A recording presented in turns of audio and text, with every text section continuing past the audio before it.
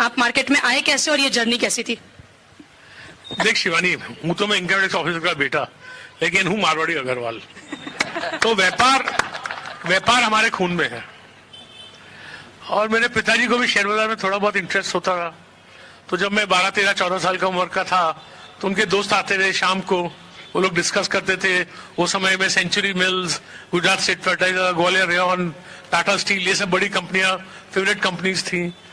तो मैं हमेशा बहुत इंक्लूसिव बच्चा था। सो माय फादर, मैं अपने फादर को बहुत क्वेश्चन पूछता था, ये टाटा स्टील का भाव क्यों बढ़ गया, सेंचुरी क्यों घट गया।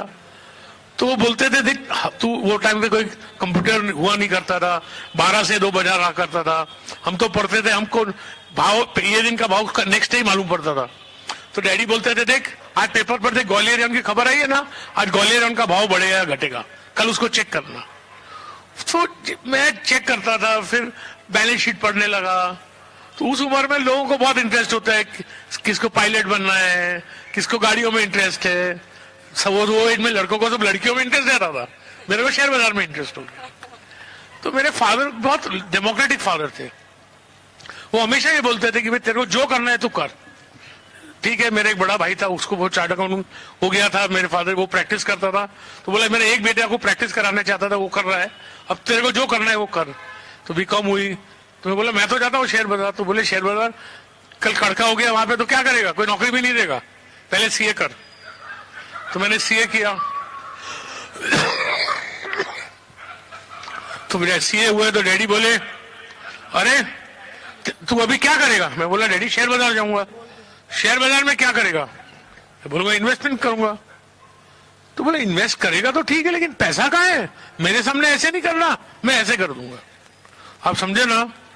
लेकिन उन्होंने कहा कि देख मेरे पास मुंबई में घर है, कुछ भी हुआ तो तू यहाँ रह सकता है, तू पढ़ा लिखा चार्टेड अकाउंटेंट है, आप समझे ना, तो तेरे को नौकरी मिल जाएगी, और बॉम्बे में घर रहे और नौकरी रहे तो कोई तकलीफ नहीं है। बोले देख, never forget your word is your bond, never forget your word is your bond, be fearless, right, and may God bless you, for he is the only blesser. But one thing don't forget in life, you have my blessings but not any money from me. मेरी mummy ने बोला, हम तो Marwari conservative family के थे, mummy ने बोला तू शेयर बाजार जाएगा तो उसे शादी कौन करेगा। मैं बोला मम्मी डरो मत, एक कम भाव रहेगी आपको तंग करने के लिए। फिर वो 5,000 रुपए लेके मैं तो गया शेयर बाजार, पापा मम्मी के साथ रहता था, शादी हुई नहीं थी, घर का खर्चा पापा मम्मी चलाते थे। तो मेरा भाई प्रैक्टिसिंग चार्ट अकाउंटेंट था, तो उसने मुझे उनके 2-3 क्लाइंटों से इंट्रोड्यूस करा दिया। तो मैंने उनको कन्विंस कर दिया, उस जमाने में ब्याज 12-13% मिलता था। मैं बोला मैं 18% ब्याज दूंगा, आप मुझे पैसा दीजिए। तो पहले एक लेडी ने दिया, वो बोले सिक्योरिटी में, बोला सिक्योरिटी में तो मैं हूं, मेरे पास और कुछ नहीं है। तो बोली ठीक है, मैं तुम्हें 2.5 लाख रुपया दूंगा, पहले 1.25 लाख रुपया ले, उसके शेयर ले, वो शेयर मुझे सिक्योरिटी में दे, फिर 1.25 लाख और दे। तो मैंने वैसे चालू किया। फिर एक ब्रदर के क्लाइंट ने 10 लाख रुपया दिया, और आप बिलीव नहीं करेंगे 1985 की बात है, मैंने एक साल में वो 12.5 लाख रुपए से करीब 30 लाख रुपए कमाए, और वो जमाने में 4 लाख रुपया टैक्स भरा।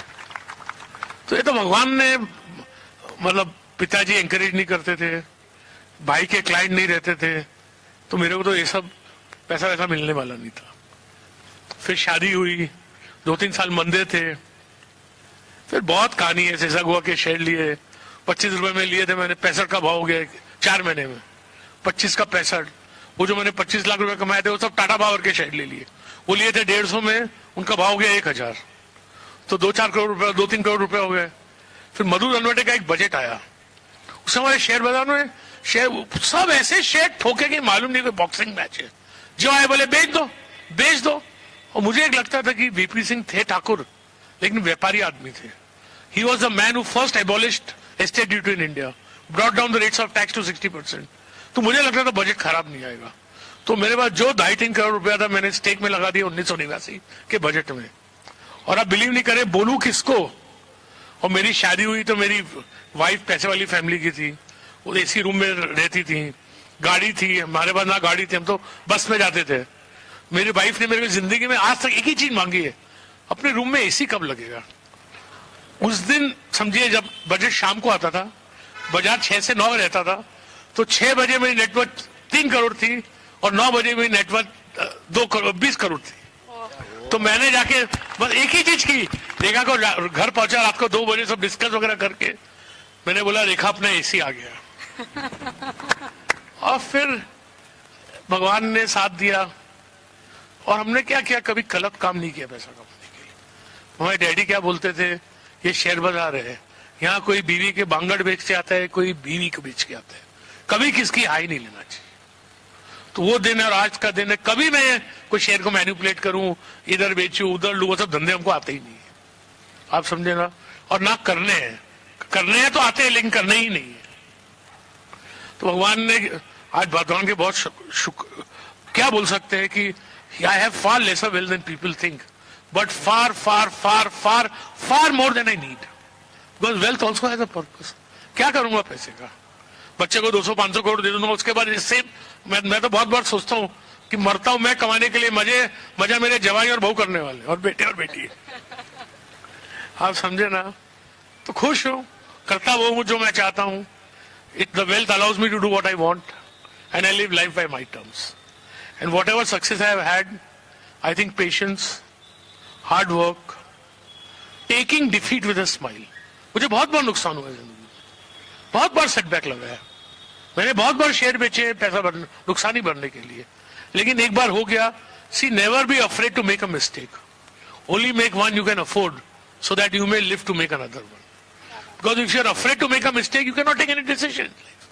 तो मुझे गलती होती है, मैंने कंपनी में पैसा लगाया A to Z, मैं 150 करोड़ रुपया खोया उसमें, मैंने कभी उसके प्रमोटर से तेज बात नहीं की, मैंने बोला मैंने उसको परखने में गलती की।